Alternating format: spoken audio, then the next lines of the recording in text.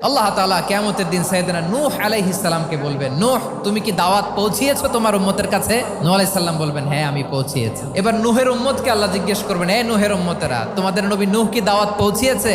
নূহের উম্মত বলবে, না আল্লাহ, কোনো দাওয়াতও আমরা পাই নাই, আপনারাও চিনি নাই, জান্নাতও চিনি নাই, জাহান্নামও চিনি নাই। নূহ আলাইহিস সালাম বিপদে পড়ে যাবেন। তখন আল্লাহ বলবেন, নূহ তোমার পক্ষে কোনো সাক্ষী আছে?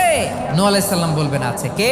উম্মতে মুহাম্মাদি। তখন আমরা বলবো, আল্লাহ, আল্লাহর নবী নূহ আলাইহিস সালাম তিনি আপনি যা যা বলেছেন ঠিক তা তার উম্মতের কাছে পৌঁছে দিয়েছে। এবার নূহের উম্মতের সাথে আমাদের ঝগড়া লাগবে। তারা বলবে, তোমরা আসছো আমাদের হাজার হাজার বছর পরে, তোমরা কি করে জানলা? তোমাদের সাক্ষী ধর্তব্য হবে না? আমরা তখন বলবো, আমাদের কোরআনে তোমাদের নবীর নামে আল্লাহ তাআলা একটা সূরা নাজিল করেছেন, সূরাতে নূহ। দিন রাত এক করে তোমাদের কাছে তিনি দাওয়াত পৌঁছেছেন, সব আমরা জানি। আমরা যখন বলবো এই কথা, নূহের উম্মত চুপসে যাবে। তখন আমরা সত্য বলেছি কিনা এটা আল্লাহ তাআলা জানতে চাইবে বিশ্বনবীর কাছে। তখন বিশ্বনবী আমাদের পক্ষে সাক্ষী দিবেন। আওয়াজ করে বলেন আল্লাহু আকবার।